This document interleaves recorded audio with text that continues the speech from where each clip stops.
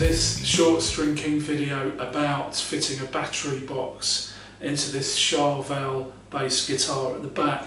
The customer brought it to me and needed a few electrical repairs, but one of the things that was wrong with it, and he wants to use this live, is that there isn't a battery box.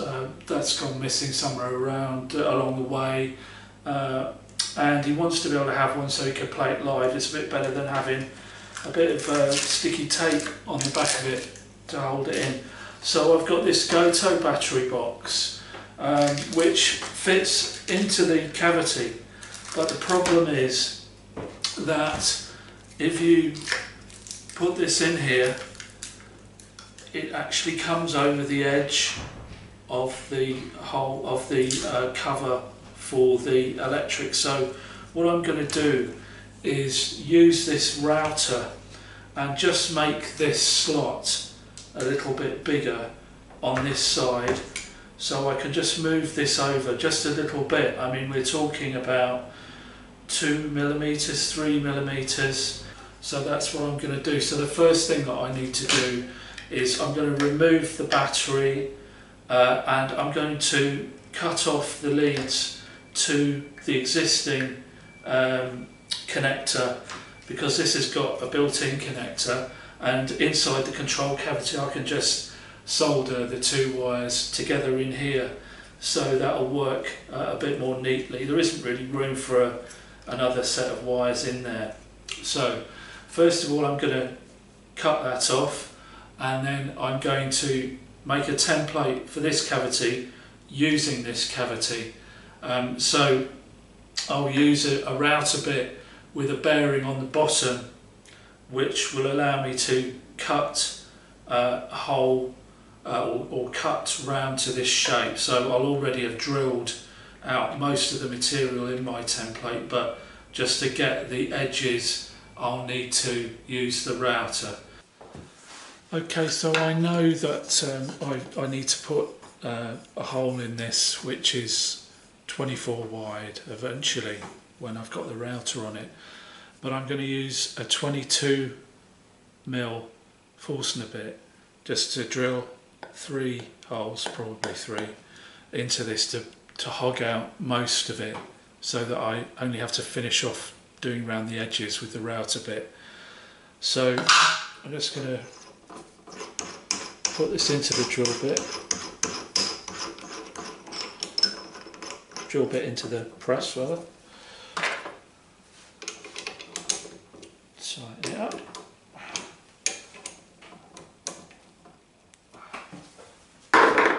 Turn it on.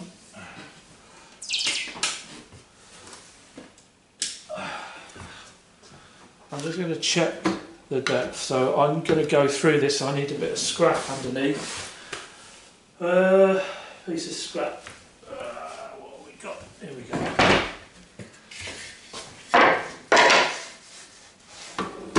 That's not low enough. So we'll go down to just below the height of this, which is there.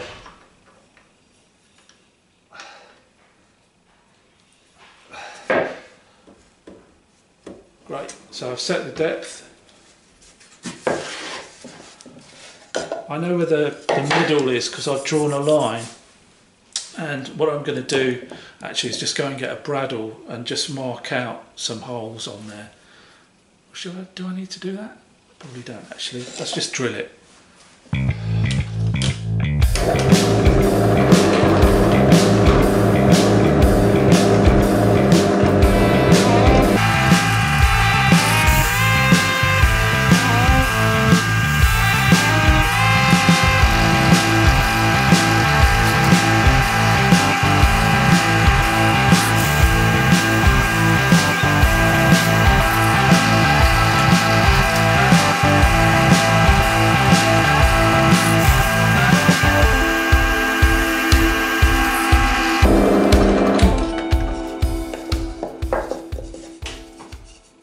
Right, so I've got most of what I need to remove out of there. I'm just going to use a chisel to get rid of these pieces here.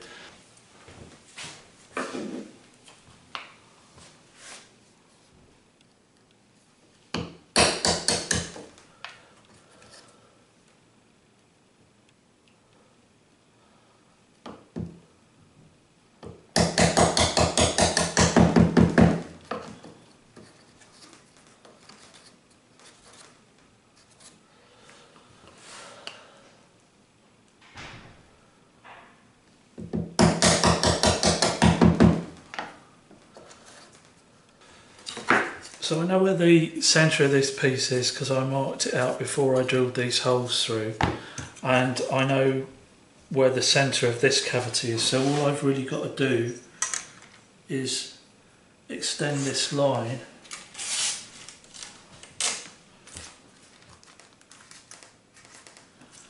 and then I can use the marks on the template to line it up with the cavity. Actually, you can have a piece of tape.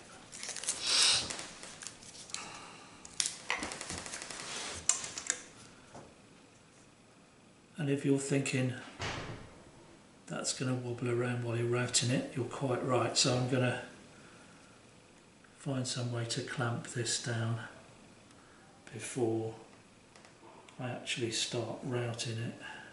So don't worry.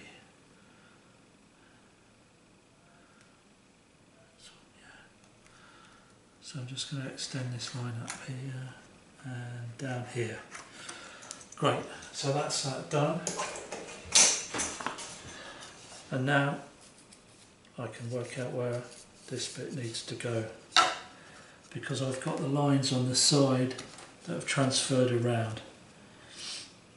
Actually can't quite see that one, so puzzled. Okay, what I'm going to do is put the control cavity on there. I'm going to screw the control cavity back in with just a couple of screws that won't interfere with this, so that I can put a bit of tape on there so I can line it up properly. Okay, so I've put the control cavity back on, I've extended the line out here so I can see it on both sides now. I can see the edge of the, actually I'm going to use it the other way around. It's a bit better because I've got a cleaner cut on the other side. I can see the edge of the hole a bit better. And don't forget, all I'm doing here is just copying the shape of this cavity. So just making sure there is a gap all the way around, which there is, which is fantastic. So that's great. So I'm going to use a bit of masking tape now. A bit more masking tape. I need to use a fair old bit of this actually. That's not enough. This is a method of sticking stuff down that was pioneered by Ben Crow, and it works really, really well. So you need to stick anything down. Make sure it's properly stuck.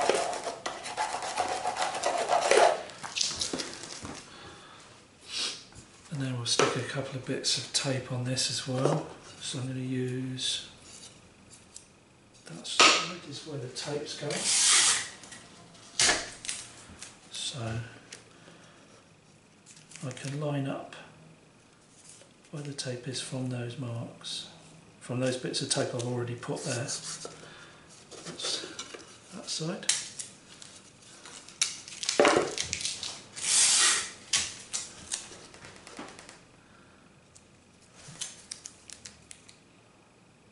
I don't want to get super glue on the top of the instrument, so I'm just making sure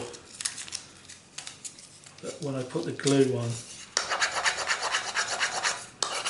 it doesn't stick to the top of the instrument. So I'm going to just put a couple of lines of super glue down here, and that should hold it in place.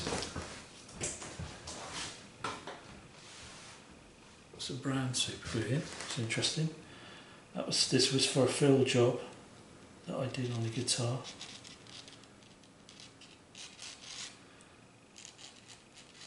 So there's super glue dye you can buy. So now I've got the job of lining this up, so let's see how we go.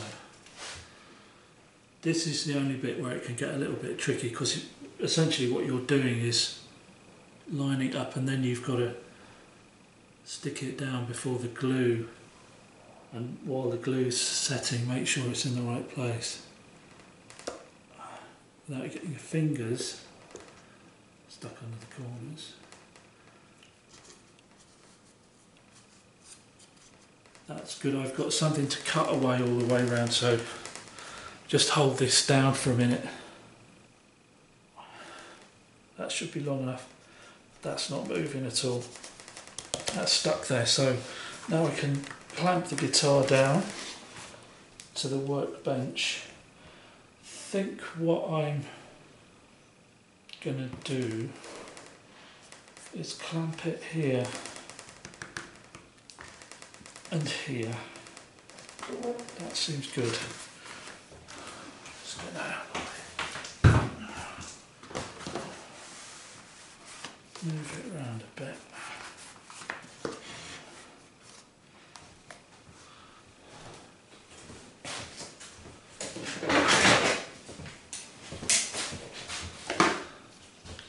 So you don't want the clamps interfering with your routing.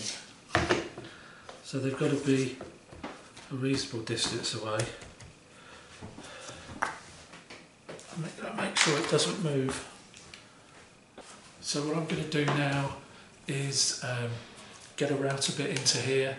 It's going to be a router bit which has a bearing on the bottom, so that's going to follow around the cavity and cut away the edge of the material so we get exactly the same shape on the template.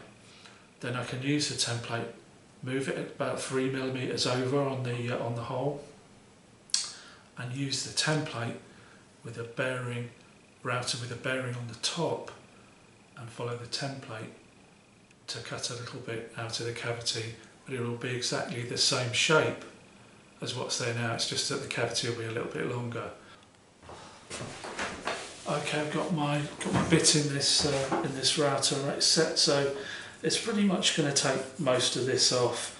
This is MDF, so I'm not too worried about taking too much of a chunk off at a time. Normally I would take 5mm off, but because it is MDF, it's very soft. I don't think it's going to give me any problems. I've checked where the bearing turns up, and that's about 17-18mm in, so it's certainly below the level of the template, or the template to be, which is 15mm, and it will move around the cavity inside, so that's nice and solid. I can plug my router in somewhere.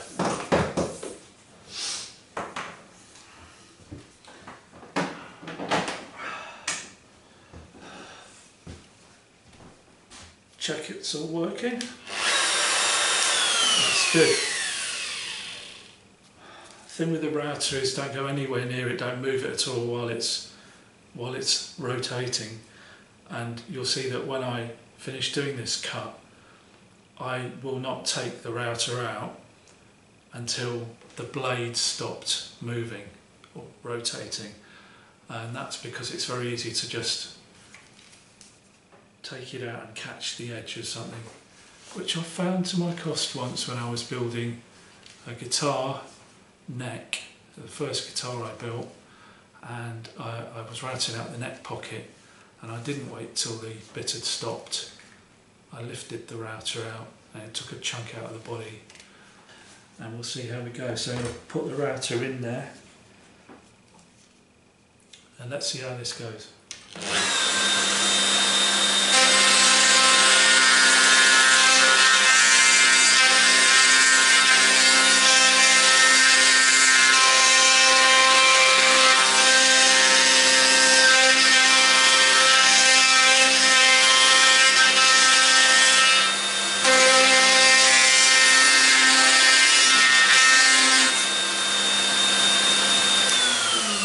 Just checking to see what's happening here, and that seems to be going quite well, but I do need to probably move the bit up slightly, so I'm going to do that. I've got a little gauge on here so I can see how far it's going to move.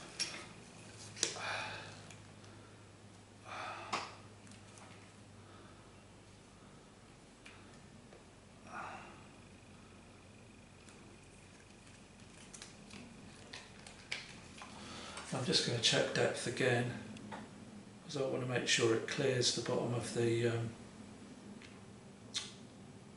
piece. Okay.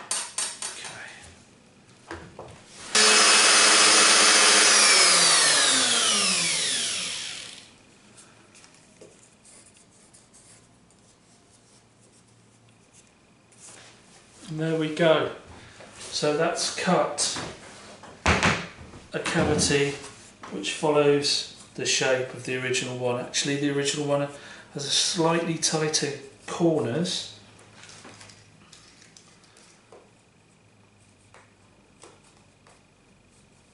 but that's going to be fine because I'm going to extend this cavity in the guitar top anyway. So let's get this off.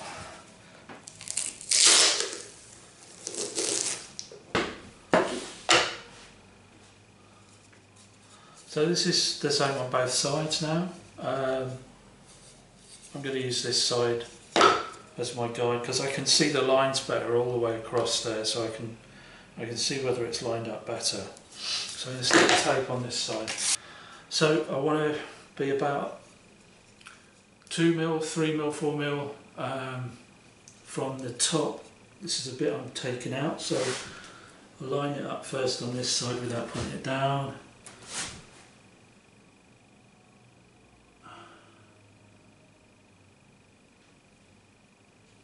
See how much I'm going to take out now,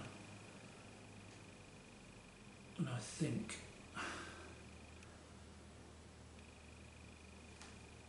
that's about right.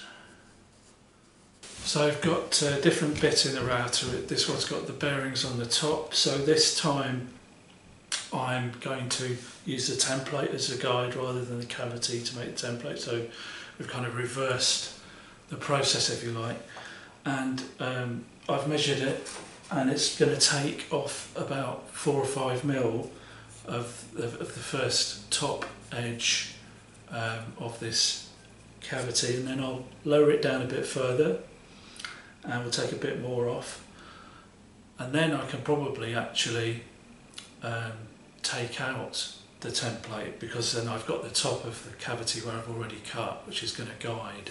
But we'll see how we go. I might put a longer router bit in. It's probably a better idea. So let's give this a shot.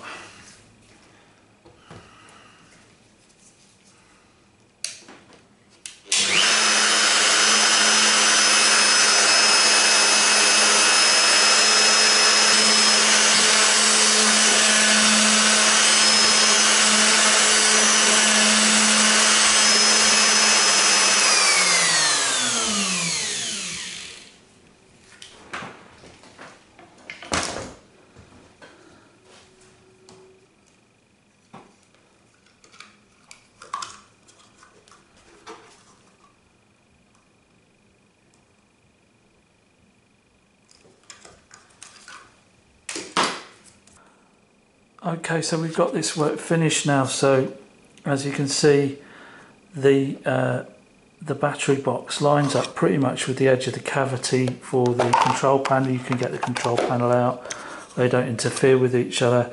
So I can go ahead now and just screw the battery box down. Then I've got to wire up the leads, connect them up to the other leads that were there before. I'll do that with some solder and a bit of shrink wrap, and not shrink wrap, shrink insulation. Shrink wrap's completely different. And then that's the job done. So the battery will go in there, and customer will have a gig ready guitar. Okay, thanks very much for watching this one, and we'll see you soon.